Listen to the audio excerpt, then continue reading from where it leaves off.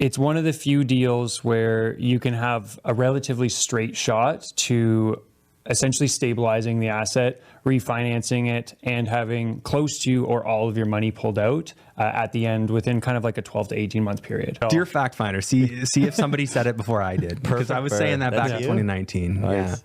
Yeah, we'll see though. We'll see. Somebody's going to fact check me on that. Please do. What happens if the construction budget is X instead of Y?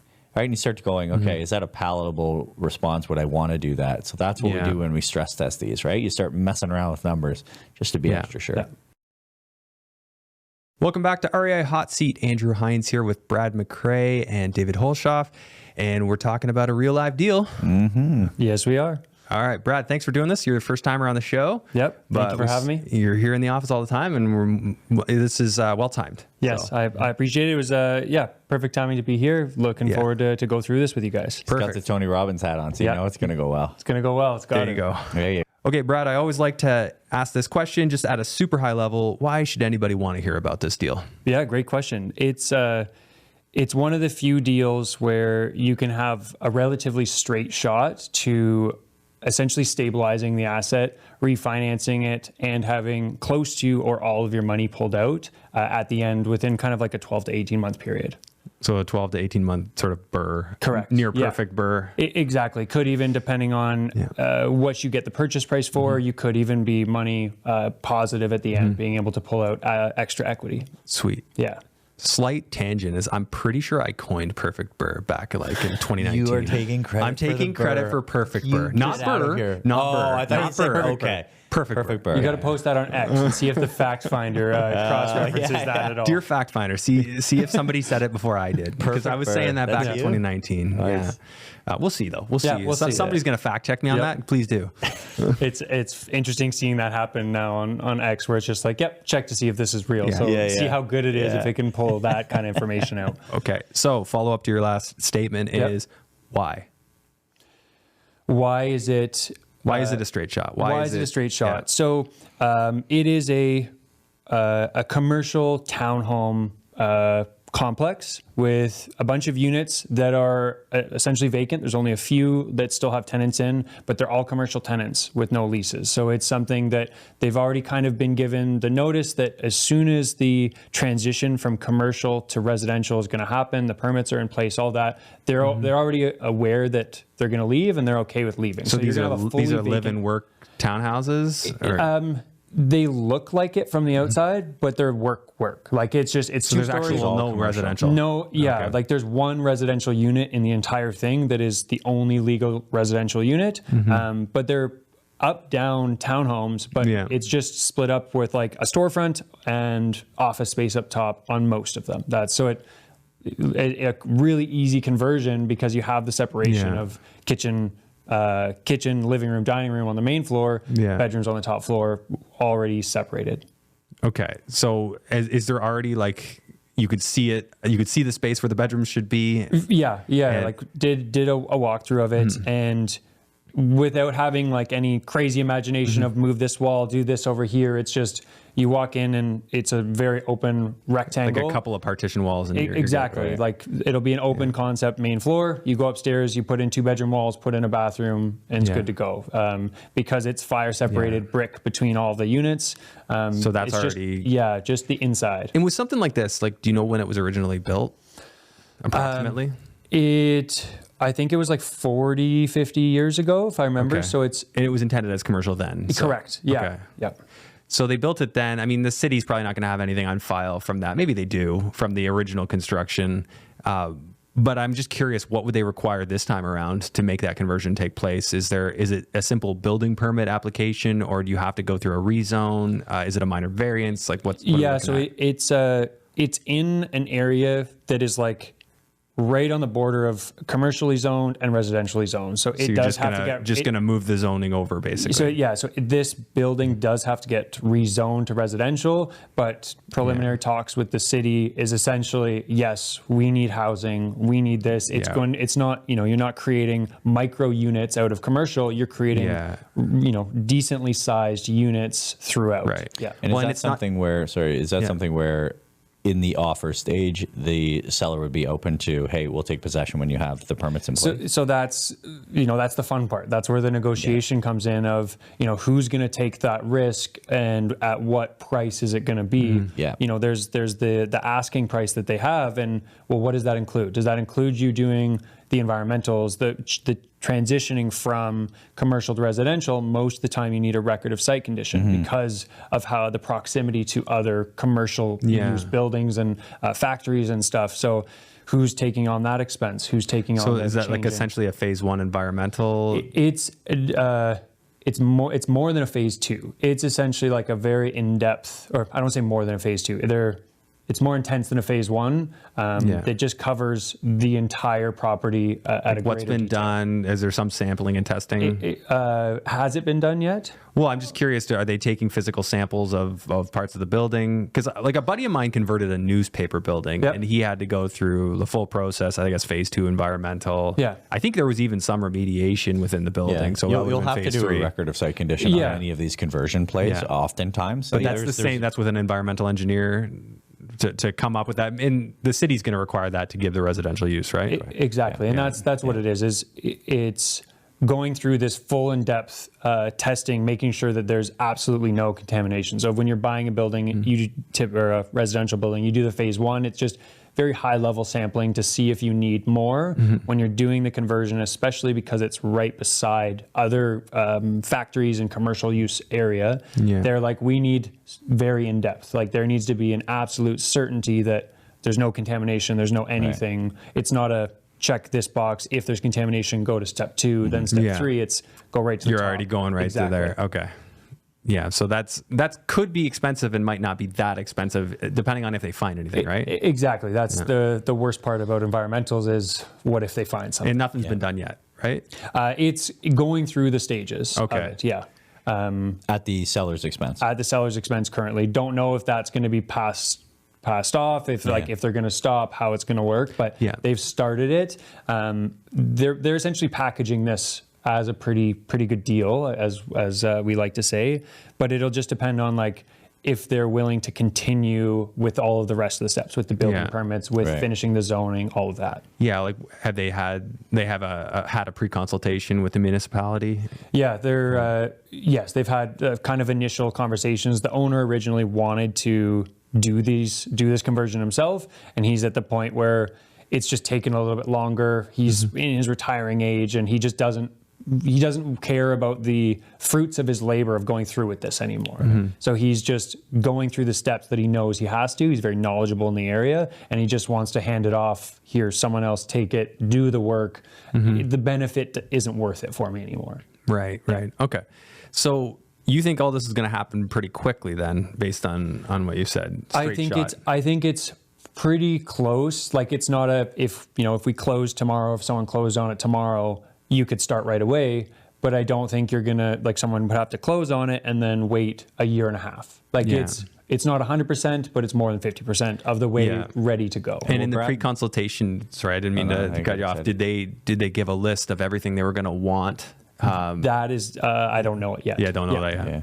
Well, so Brad and I were chatting before about it, and it's like you just apply these risk premiums to it. So to your earlier point, right? So it's is the seller going to do it, and to what cost, or would the buyers do it? So in this sense, if you want to mitigate some of the risk, you get the seller to do it, pay a little bit of a premium, you're permit ready, then you close, then you can start to get to work, right? Yeah, and that's like any deal. The more certain the deal is, the more it's worth.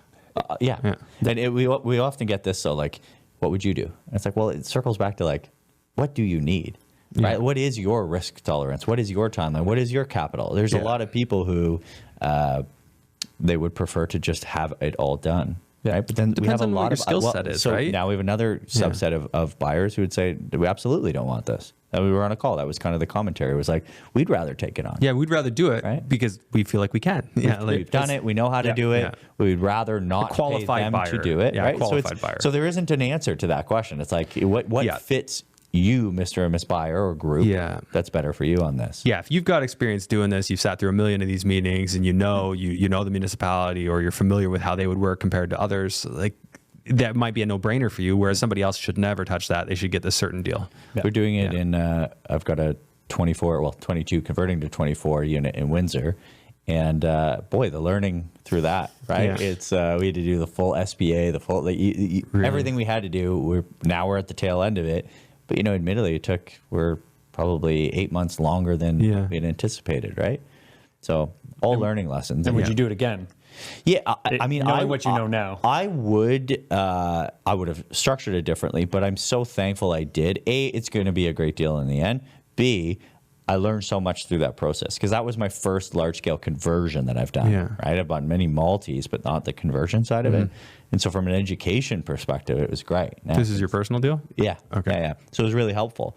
But knowing what I know now, again, on my level of like, how much of my own time do I want to put in? And it's less risk for me, more of my time. I would be going to the seller and saying, you can do it, paying a bit of a premium, mitigating that time. Yeah. Well, it's just that's a form of delegation, right? What's the delegation worth to you? You could also hire a planner to go do it for you, but then you still take on the risk. But if you got a really good planner on your team and they say, hey, that's a no-brainer, like I can get that done. Yeah. You're still taking the risk, but then you're going to get the discount. So exactly. Yeah. So it, like you said, very personal decision. Everybody's going to have their own. Yeah. So let's walk through the hypothetical. If it works, right now there's nobody in the building, completely vacant, right? So there are some commercial tenants that are still in the building, as well as the one residential, like the only legal residential unit has a legacy tenant. Okay, so there's 15 units and only one's res. Only one is resident. Okay, and the goal would be all 15 are res. Correct. Okay. Yeah.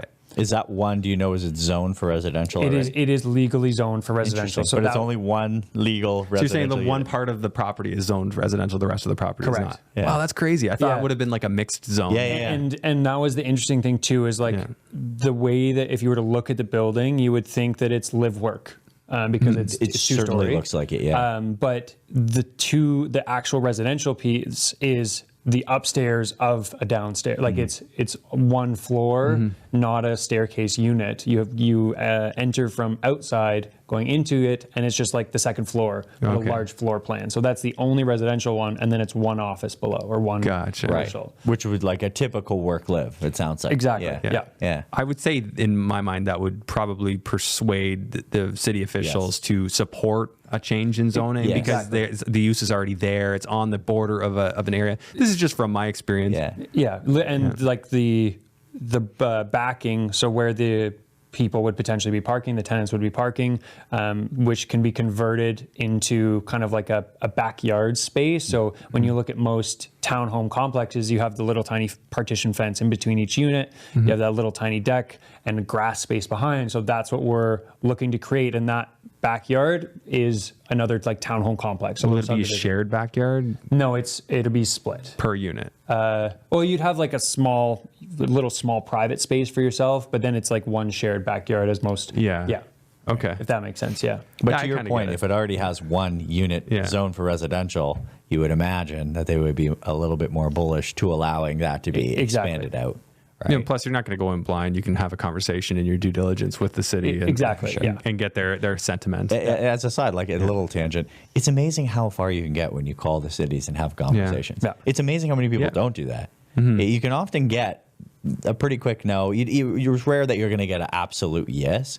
But they'll say we have a mandate for this type of thing. Like, oh, that's positive. Like, are you pushing your request uphill or is it a downhill request? Like it's easy. They already want that. Yeah. And they're going to have to go through all the different departments and everybody gets their say. In this case, would they be asking anything about the roads? Probably not, because the same amount of people come in for commercial or res doesn't really matter. Maybe less for res, less burden on infrastructure, but maybe more on sanitary and water. They just make sure you have capacity for all that stuff. So you get all the different opinions. Hopefully they all say, yeah, we support that. And then it's good to go. Yeah. Yeah. So exactly. Could be a quick one, as you've said. I mean, obviously not a guarantee. So you want a buyer that feels up for that. Of course. But okay, so you're thinking the legacy tenant, are they at 750? Is that where that came from? Yeah, so what I have in the currents tab here. So what we were trying to do with the valuation of the property is if it was to be bought as is, so the zoning that it is, the way that it is, without any of the premiums we've talked about. So like they haven't done the record of site condition, they haven't, they don't have permits, they don't do this. What would the actual value be as is? So like a baseline. Correct. So this is what the rent approximately could be for the commercial units, Okay. but it just has the 750s, around 750. That also just so happens to be what the residential tenant is paying, so it Yeah. kind of lines up with that. And then the existing commercial tenants are in that ballpark too? Like if we were to re-rent it, that's in and Yeah. around where it would be rented for. Okay. And you're thinking it goes up to 750.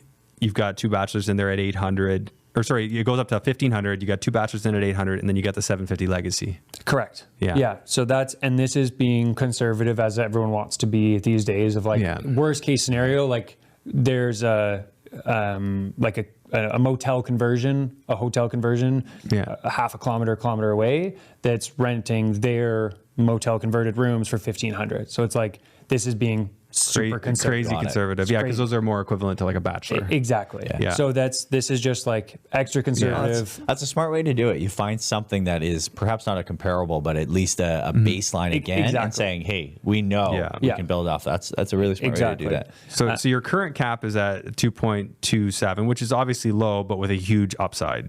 And then your price per door is 106, but having not done the work. Correct. Yeah, correct. And that's at a purchase. Like that's at a purchase price that we're kind of just picking out. So the way that I was working backwards is with the rent at 750 at commercial, something like this would probably trade between a 7 and 9 cap, depending on what the interest rates are doing at the time. As stabilized? No, as commercial. Like just if it was commercial. Yeah, if we were to buy it the way it is currently, so that around an 8 cap is about $1 million to 1.2. Like 7 to 9 cap is like 1 million to 1.2 purchase price. Got it. And then we're working in those premiums that we were just chatting about. So how much is the record of site condition? That's of course, we'll pay for a premium of that. It's not. Everything's not done. It's not a package ready to go, but how much will we pay for that? How much will we pay them to do the building permits? From a buyer's perspective. From a buyer's perspective, exactly. And build up to what that value is, and then also work backwards from, what's the after repair? So where your 4.27 is there, it's really after factoring in all the premiums you would pay for the things they would do. Exactly. In a ballpark number, that's around a fair price. Right. Okay. So let's take a look at what those, what the cash flow is going to look like here, what the stabilized, what the stabilized numbers what it would look like. Yeah, of course. Yeah. And so these are all, of course, just like very high level guesstimates at this point. Got some quotes for construction. So it's around 600,000 to do all the stuff we need to do, including the unit renovations, including a little bit of the outside, a little bit of the backyard. And you're assuming buy at what price to do that? Sorry, 1.6. So buy at 1.6, put in 600,000. Yep. And then your valuation at the end, you're thinking go straight to CMHC go to CMHC, not straight. Yep. But 95% loan to value is what you figure you could get. Correct. Yeah. So this is another conversation on why this is such an interesting deal, is because you're doing commercial to residential conversion. CMHC looks at that most of the time as new construction. Okay. So you are able to get 100 points for affordable units with less of a percentage of the units being affordable. So right now, if you're doing just residential, your normal residential, you can only get your it's 40% of the units at 30% of the median renter's income gives you 50 points. With new construction, 25% of the units at 30% of the median renter income gets you 100 points. Okay. And just looking at these numbers, I'm assuming we're not in the city of Toronto with this. No. An outskirt city, yeah. Do you know what the affordable numbers are on that? Yeah, so it's 1,000. It's classified in Ontario as like the rural numbers, which is approximately like $1,050 a month. So we'd have to have how many units? So 4 of these 15 units would have to stay under that. Yeah, which for how long? 10 years. 10 years. Okay. Which was built into that sheet that we just looked at. Yeah. Okay. No, I saw that. Interesting. The other thing I've the heard, bachelors and such. The bachelors and 1 bedrooms. Yeah. Yeah. The other thing I've heard, although we need to check it, is when you're changing the converted use, so commercial to residential, you now fall under the new guidelines for rental increases for the 20 years. I was going to ask that. So it is. So you're also not rent control. That's considered a brand new unit. Exactly. Yeah. Other than that one single legacy. unit. Yeah. Correct. So you're going to have no rent control On 14 of 15 units. You're going to have affordable units. So CMHC, 100 points, MLI. Yep. And wow, that's like if. Yeah, there's like lots of- checking all okay. these. It's just an interesting, yeah, and that's why if it's a good this one to chat works, about. There's because obviously a all lot these of happen. ifs. You need a qualified buyer here, Yep. or you need to get the seller to do more of the work. Yeah, Yeah. exactly. So let's just like, how much can you tell us about location and your relationship to this property? Yeah, so location, it's east of the GTA, Okay. in a smaller kind of like tertiary market, but Sure. it's not in the middle of nowhere kind of thing. Like Yeah. it's still in a smaller city. I think it's like 20,000 population. So it's not bad. So it's not, you're not in a town of But it's an accessible town. exactly. Okay. Yeah, accessible town. And relation is, it's something we're like actively looking at, seeing if it'll work Yeah. for anyone here, seeing if it'll work for. So something you stumbled upon, Correct. not your listing, but Yep.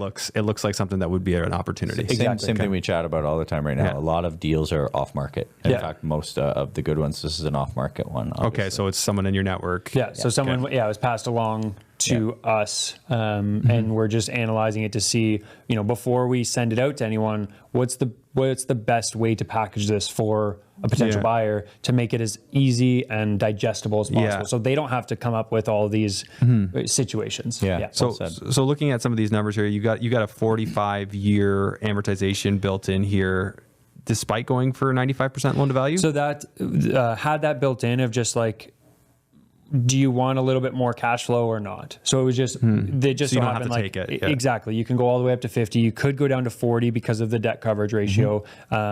You might have to a little bit, I believe, yeah, you're allowed to go down to 1.1. 1.1 and up to 50 years. So Yeah. you're in that safety zone where you've already pulled out the full 95%.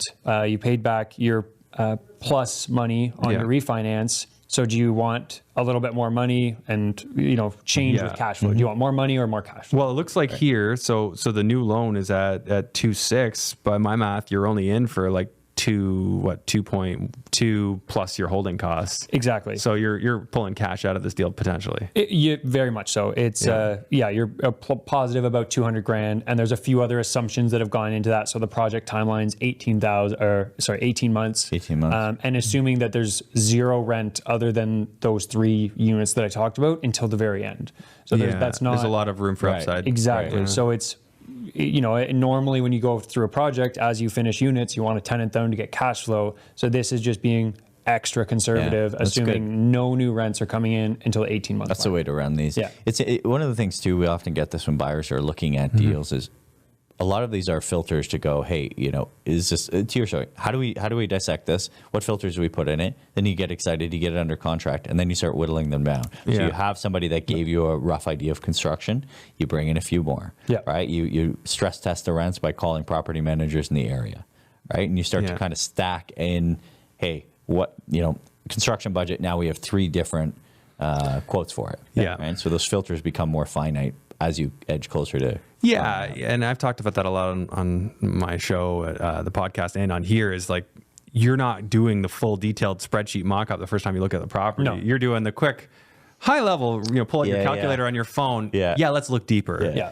Yes. The equivalent of what the 1% rule used to be for 1 to 4 unit properties. Is it, if it doesn't pass that, don't even And look what at was it. your initial look before you did this spreadsheet? What tweaked your interest or piqued your interest, I guess is the way to say it. Yeah. What did that for you?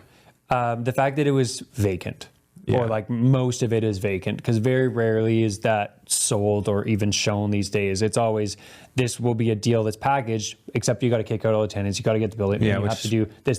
People and are this. pretty opposed to that lately, I think. Yeah. Oh, and, yeah.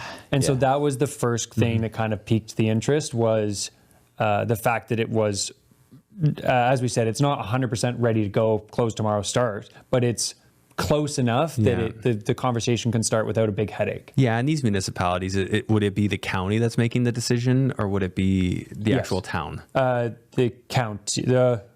county, yeah. Yeah, like the region, head county. Yeah. Okay, yeah. So the reason I asked that is if it's just a small town, it's going to be like probably way easier. Yeah. But even these like more rural counties, Yeah. I've found like they're way more loose about stuff. Yeah, I think we could support that. Yeah, and Yeah. this is an area that I know is very forward for conversion projects because they are so behind on housing. Yeah. Gotcha. It's becoming the popular way now too, right? To convert commercial to res? And you're just seeing cities and municipalities, townships, all them being more bullish to it for obvious reasons, right? They don't want to be well, they're all getting the mandate from the province. right. So you know that if you're proposing that, it's automatically got a little bit of a downhill momentum. Yeah. It's got a little juice where it didn't before, right? So it doesn't mean that you're going to get them. There's no the board, for sure, right? But usually the commentary is much more positive. Yeah. So one thing we didn't mention yet is sort of projecting here 18,000 a year, so like 1,500 a month cash flow on this, but knowing that there might be some upside on some of those units, especially given the hotel conversion or motel conversion you mentioned. Exactly. Like it's kind of like, as you said, it's a sniff test. Are we comfortable, or is someone comfortable buying it here? And if you're comfortable here, everything else is just bonus. Yeah. Tear your deals apart, right? Like you get in, start, you run through your numbers, and hey, what if this doesn't come true? And it's nice to see you're starting, kind of in a lower territory, so there's room to work up. And that's how I wanted to go through this. It's not everything has to go right for it to make this number. It's a few things could go wrong, and a worst case scenario in a lot of situations, and it's still good. It still works out. Good, with potential down the road. All right. Any closing thoughts on this one? No, I think it's, just to people out there, like, go through your due diligence this way. Don't make it so everything has to be perfect, especially if there's potential of, waiting for permits, waiting for the city to do your approvals. Make sure you have all of that built in, plus. Yeah. And what we do with these is we do the what if. So we'll get on a Zoom call or meet in person, and then, hey, what happens if the construction budget is X instead of Y? Right? And you start going, okay, is that a palatable response? Would I want to do that? So that's what we do when we stress test these, right? You start messing around with numbers just to be extra sure. Well, what I like about this one is like a couple $100,000 in potential excess cash coming out of the refi. So knowing that's there, that gives you a little bit of buffer to be over on some things. And of course, that there's cash flow. I mean, obviously, the potential perceived negative is you got to go get your approvals, but the positive on that is there are indications that it should go. Exactly. Yeah. So for the right buyer, I think this could make a lot of sense. When you get money out of a deal, so netting neutral to get all your capital is a perfect BRRRR. What is it? What's your term when you get I don't have one for that. Perfect or beyond perfect. Beyond perfect. I've often said that. Beyond perfect BRRRR. Beyond perfect BRRRR. Okay. I have said that multiple times. You guys can check the podcast for that. Fact check. So this is potentially a beyond perfect BRRRR. Yeah. Good. Yeah. Okay. Well, thank you for doing this. Thank you very much. It's great. Great episode. I think this was a good deep dive onto a unique deal. Yeah. Good job. All right. Excited. Keep them coming. All right, guys. If you made it this far, make sure you show the channel some love. If you're listening on one of the podcast platforms, show us some 5-star love there. A nice rating and review would be appreciated because we're new to the podcast platforms. And insiders list. That's a big thing. So if you want access to deals like this, stuff that's not on market or stuff that these guys have found that's unique, that they've crunched the numbers on, you're going to want to be on the insiders list. So the link to that is in the show notes or below the video. Yeah, buyers, sellers. A lot of times sellers want to jump on and just, hey, what's our property worth? Let's kick the can. They want this done on their property. Well, on our last episode, we were talking about that. You've got people who are trying to consolidate their portfolios, or they want to get out of some smaller ones and buy a big one. People in different stages of their journey. Yeah, they just want to, like in the residential side, they give you a CMA, right? Here's what your property is worth. Commercial, multifamily, we'll do this. We have a lot of people that just say, hey, I just want to know. I'm not really interested in selling. It's just a fun exercise. We'll do it regardless. So cool. Yeah, join. And same with the buyers. We have a ton of off-market stuff right now. Awesome. All right, guys, you heard it. We'll see you again next week.